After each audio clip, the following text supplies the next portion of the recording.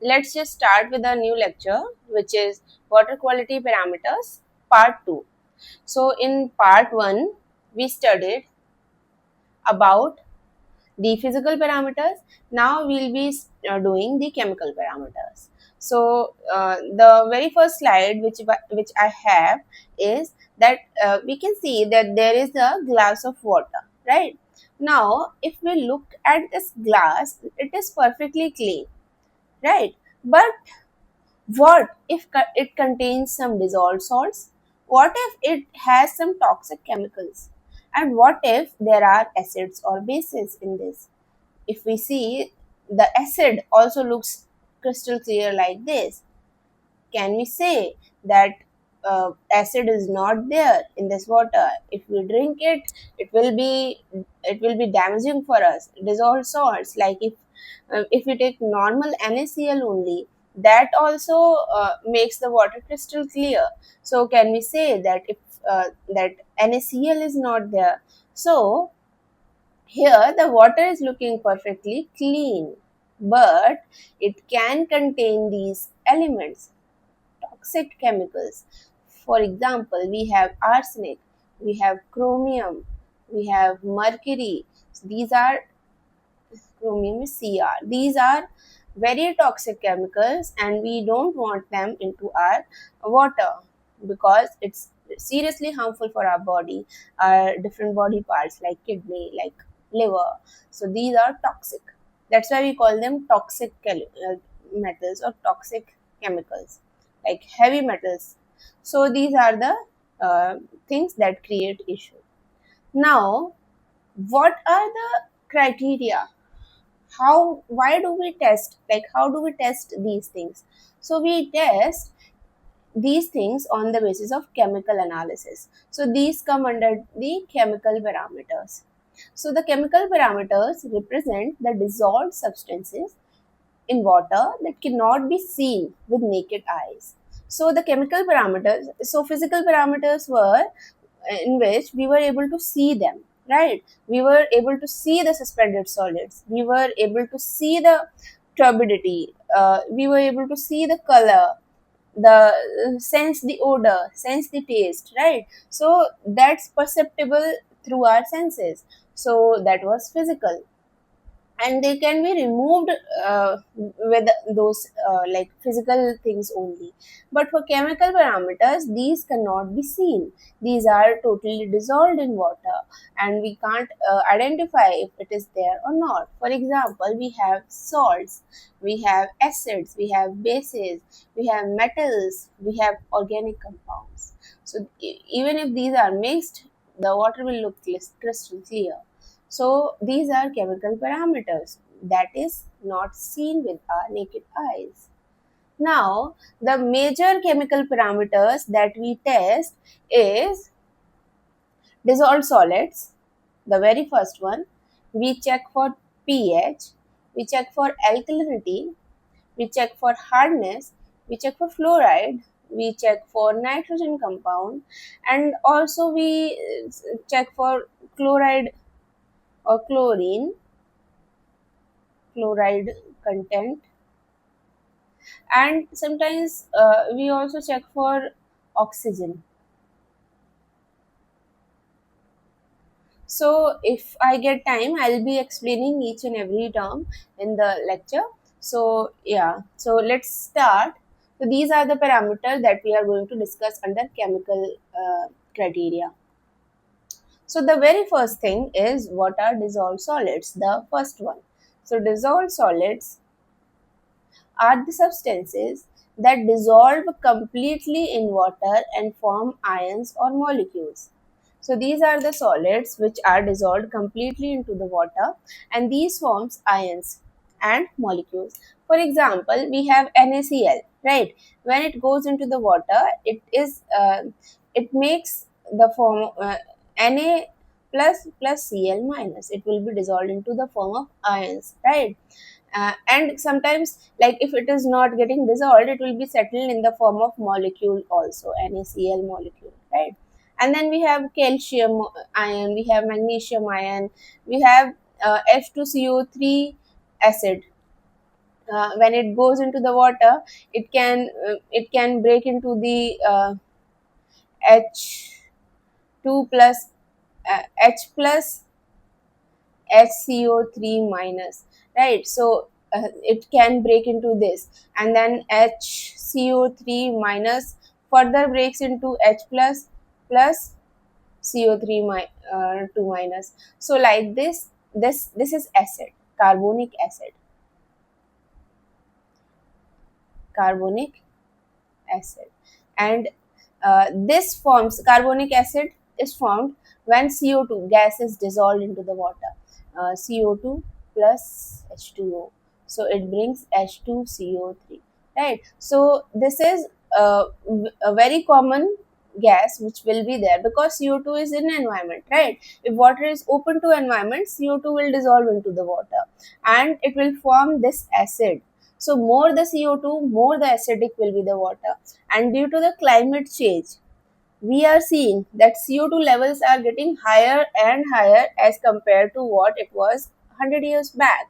So it's much higher, like 100 times, I guess. It's more than like 10 times or 50 times higher than what it used to have. And due to that, CO2 is more in environment. Now it's going into the water because sea is everywhere, right? And if water is getting all the time, it is getting mixed with CO2, and water has the capacity of dissolving much more CO2 than it can. Okay, so due to that, it is forming carbonic acid, and acid is not good for any aquatic life. That's why we are losing the biodiversity into the oceans. That's why we are losing the corals. That's why we are losing the rare, uh, we can say the oceanic life. So that's what dissolved solids come as. It's very important, like what can be dissolved, what should not be dissolved. So these are the ions that can be present into the water. These are just some of the examples. There are many more that come into this. Okay, now we have, like, in physical parameter there was suspended solids, and I just told you that there is total solids, and when it goes into the water, it can come up to dissolved solids plus suspended solids. Suspended solids is physical parameter, and dissolved solids comes under the chemical parameter, right? So suspended solids are visible, and this is not visible. Dissolved one it gets settled down when we leave it for some time, so it settles down, and it do not settle even if you leave it for hundreds of years. And then we have cause it causes turbidity, and there is no effect of something like that. Water is already like almost clear in this case. So yeah, so this is what suspended solids and dissolved solids are different. And now we will be seeing that how the dissolved solid is formed. So for examples, see, we have rainfall, and then rainwater is naturally slightly acidic. Why? Just now I explained you that atmosphere is already having CO2, and when rain is getting mixed, it's coming from an atmosphere only. So rainwater is naturally acidic because the CO2 has very high tendency to get dissolved into the water, right? So as rainwater is acidic, and now it comes to the soil and rocks. So the rainwater percolates through soil and comes in contact with the minerals in the rock. Okay, so this rainwater is coming and it will be contacting to the minerals. Now the minerals in soil and rock dissolve in water and add dissolved salts and ions. So just for example, we have calcium, and then for I just now showed you the reaction of carbonic acid, and it at the end it was leaving with CO3 2 minus, right? So calcium carbonate, magnesium carbonate, we have sodium carbonate, and then we have so many ions. So the groundwater is having very high TDS, dissolved solids. Why? Because it has this ion. Where are we? So because it has this iron, due to that so many minerals in the water are there. So water accumulates in aquifers with dissolved minerals and resulting in the high total TDS. So dissolved solution are there. So there are chemical calcium, magnesium, sodium, SiO3 minus, calcium, SO4 minus. Because there are so many minerals in the ground, due to that groundwater is having so many ions in that in dissolved form. So groundwater, that's why we see groundwater is having a very high TDS. Sometimes it goes up to 2000. That's not recommended. Even like TDS should be under 150 milligram per liter, but it goes up to 2000 milligram per liter under groundwater. So that's why we used to have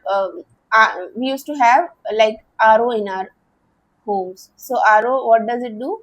It just removes the dissolved solid, and it allows only the recommended dissolved amount to be there.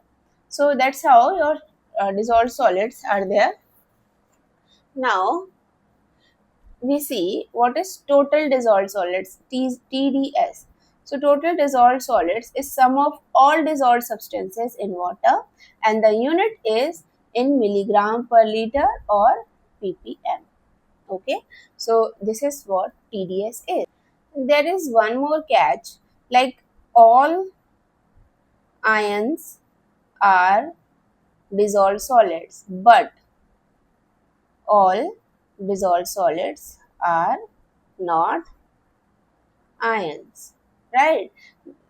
Because like H2CO3 is also dissolved in dissolved form, so it's dissolved solid, but it is not a ion, right?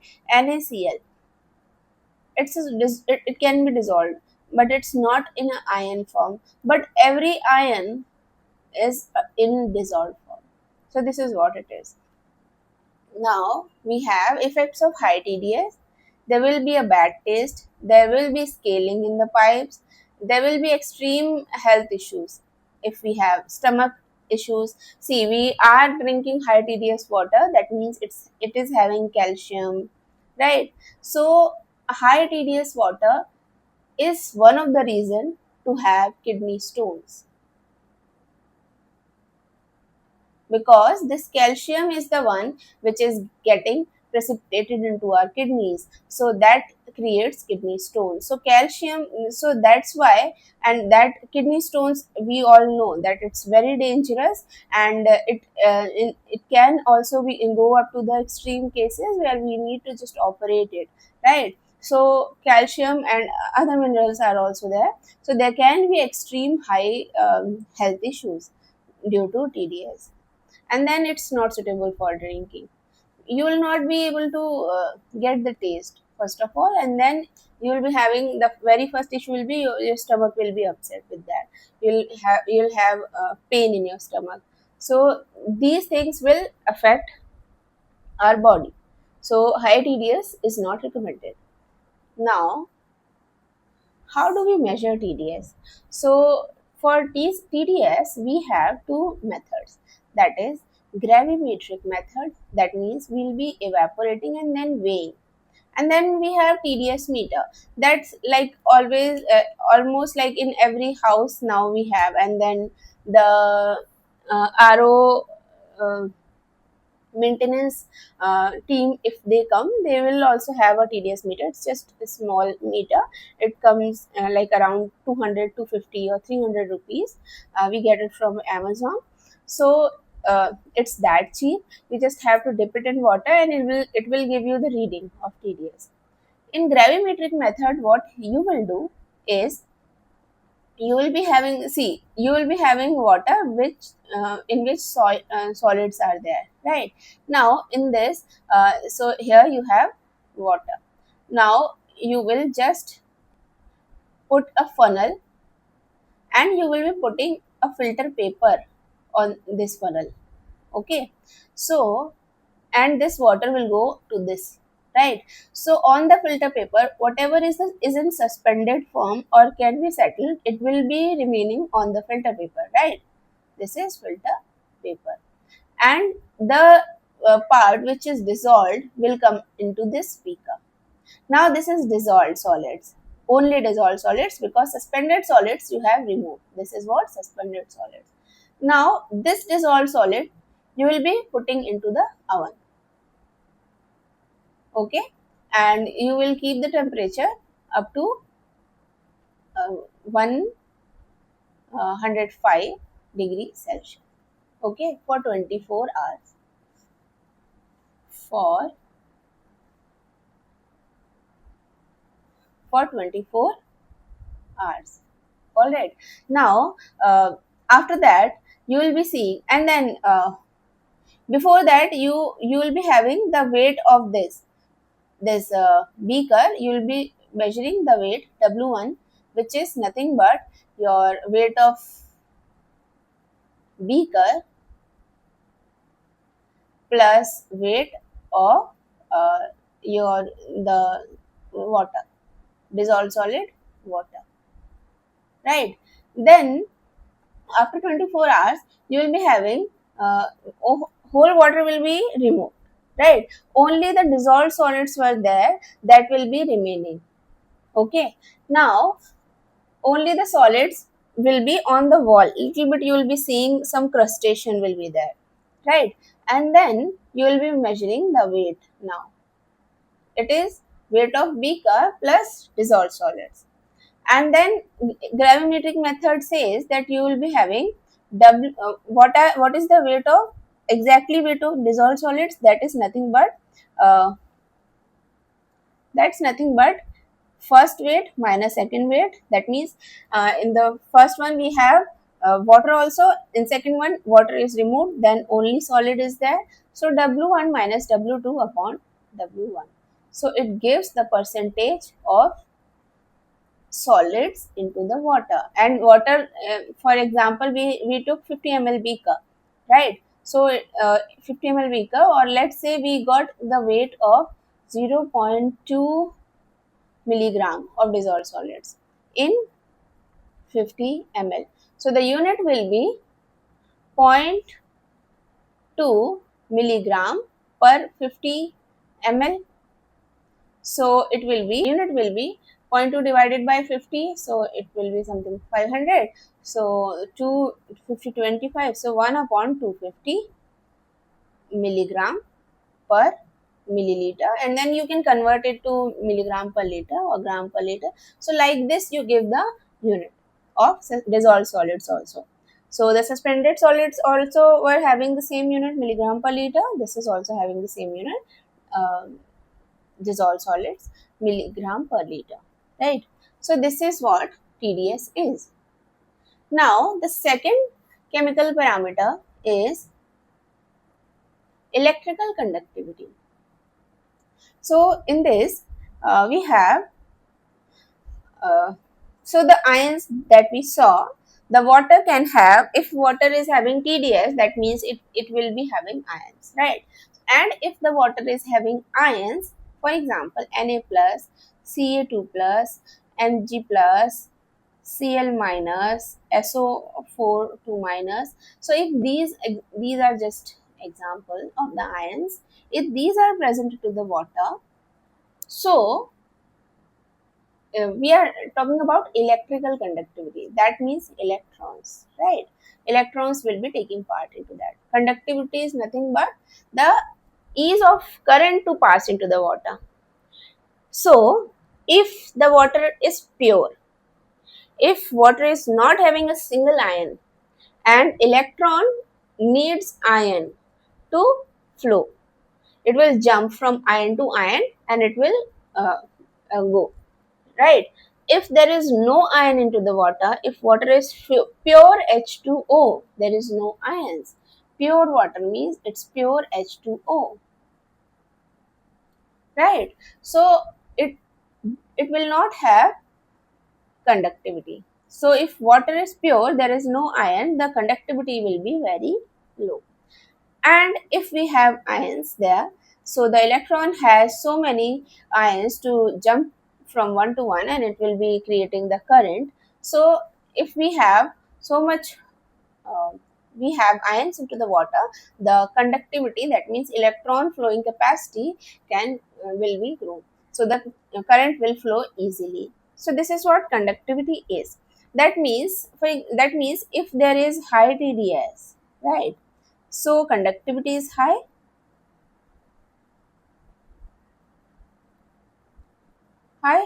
and conductivity is high, and high TDS is there. That means bad taste is there, right? So this we need to know. And we have formula for conductivity. So conductivity is nothing but its inverse of resistivity, right? It's inverse of resistivity. And what is resistivity? It is R A upon L. And resistivity has the unit of rho meter or rho centimeter, ohm centimeter, right? Ohm centimeter. And conductivity is conductivity, I will not give a symbol here. C is the symbol for conductance. So conductivity is the inverse of resistivity, and resistivity is R A upon L. So conductivity is nothing but it is conductance into L upon A, right? And the unit will be ohm. Uh,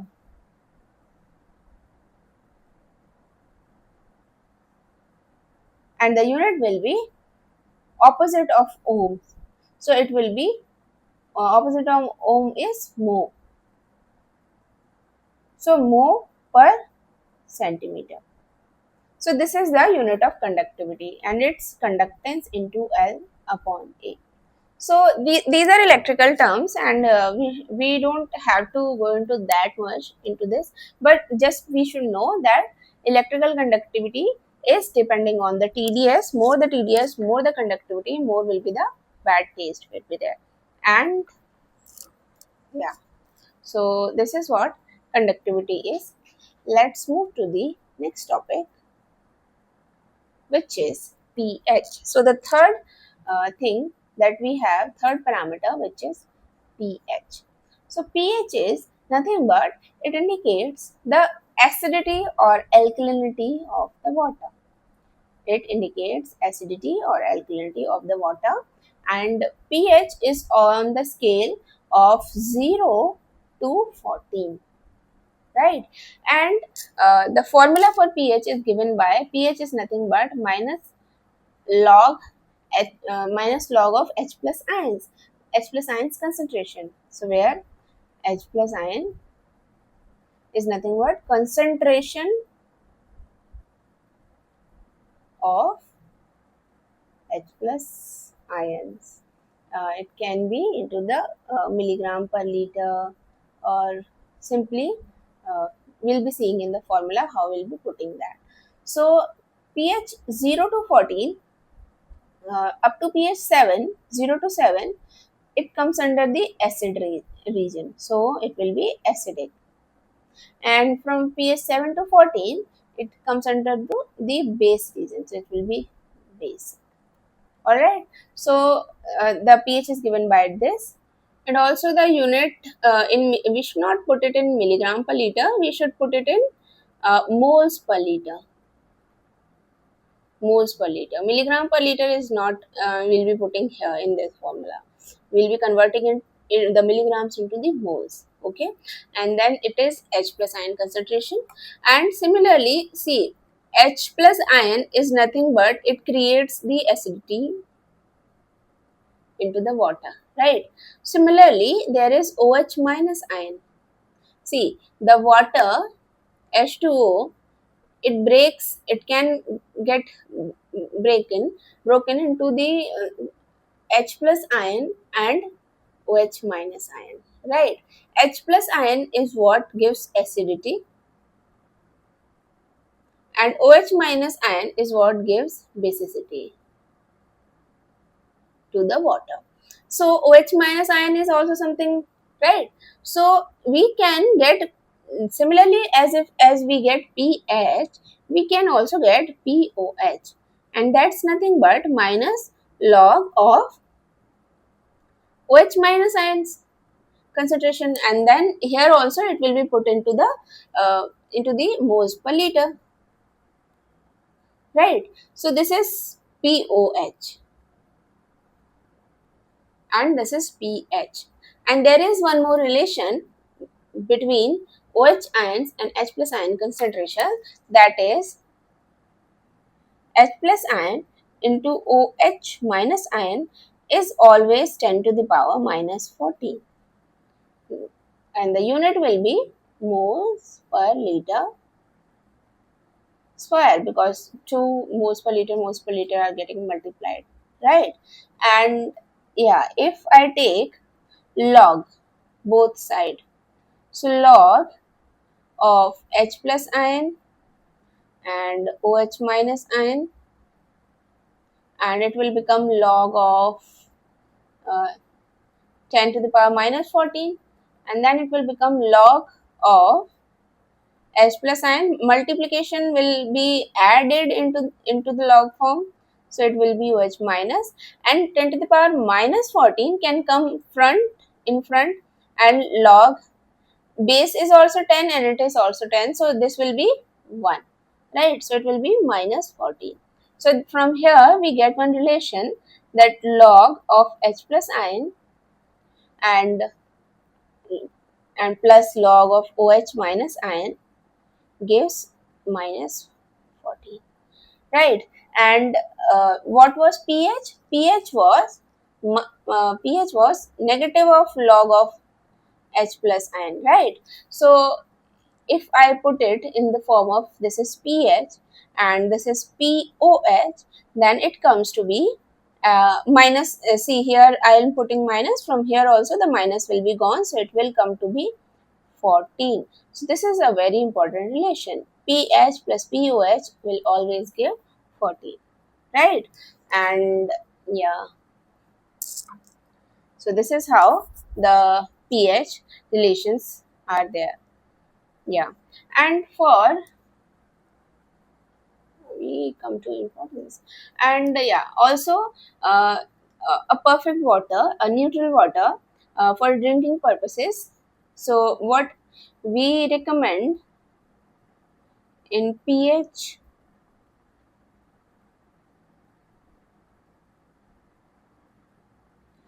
is pH should be 6.5 to 8.5. So this should be our recommended pH of a natural water. Natural water, if there is somewhere natural water, the pH will come under this range only, 6.5 to 8.5, right? So this is basically what pH is. Now we'll see the importance of pH. So yeah, pH, more the acid is there, more corrosion will be there. So it comes under like if water is more acidic, it will be corroded more, right? It will corrode the pipes or the containers where it is getting stored, and it will also affect the water treatment efficiency if it is acidic or if it is more basic. And already I explained you the aquatic life survival is also very critical. It is based on the pH. If it goes to the acidic side, water, the fish life will not survive into the water, right? And yeah, for drinking water standard, we have ideal pH. This already I explained you, is from 6.5 to 8.5. And now let's have one numerical. So the question is something like this. We have been given pH of uh, uh, sample A, which is 4.5. Okay, and then we have been given a relation between OH concentration of B, another sample, and OH concentration of A. That is, that OHB is 2 times of OH concentration of A, and we have to calculate what is pH of B. Alright, so this is what given is. Now, we have been given that pH of A is 4.5. Can I calculate pOH of A? So from the relation, that is 14 minus pH of A, we can get POH of A. That is 14 minus 4.5, and it will be 9.5 POH of A. Right. Now we have POH of A. Can I calculate? So I have this. So, and now can I say that POH is nothing but minus log of OH minus concentration? That's 9.5. That means, can I say, okay, can I keep this minus on like here? So I can get OH minus concentration to the power minus 1, and log is there. Can I remove this log and it will go like something 10 to the power like this, 9.5, and it gives 1 upon OH minus is nothing but 10 to the power 9.5. From here I can, and this is going on like OH of A. This is for OH of A. So from here, can I get OH of A is nothing but 10 to the power minus 9.5, right? So from here I get the OH of A. And let me add one more slide. Yeah. So I got OH minus concentration for A, that is 10 to the power minus 9.5 moles per liter. So this is OH minus concentration. Now I have the relation that OH minus of B, concentration of OH, is nothing but 2 times of concentration of OH minus of A. So that is 2 into 10 to the power minus 9.5. Okay. This is concentration of OH to the power OH minus of B. So I have OH minus of B. Can I calculate POH now of B? Yeah, we can. So POH of B is nothing but, I will take minus log of 2 into 10 to the power minus 9.5. This is what the formula says. So POH of B comes out to be 9.19, right? So this is the POH, but the question asked for pH of B, right? So pH of B is nothing but 14 minus POH of B. So it's 14 minus 9.19, and it comes as 4.8 pH of B. So from pH of A 4.5, and there was a relation between OH minus of both, concentration of OH minus ion of both, we get the pH of B. So this is how we calculate the pH. And yeah, we come to the summary now. So the lecture is finished, and yeah, we have finished the chemical parameters, some of the chemical parameters, which are dissolved solids, conductivity, and pH. And in further lectures, in next lecture specifically, we will be focusing on alkalinity and hardness. That is a bigger topic, and only 2 topics will take a lot of time, I guess. So I hope you guys are clear with this, and thank you.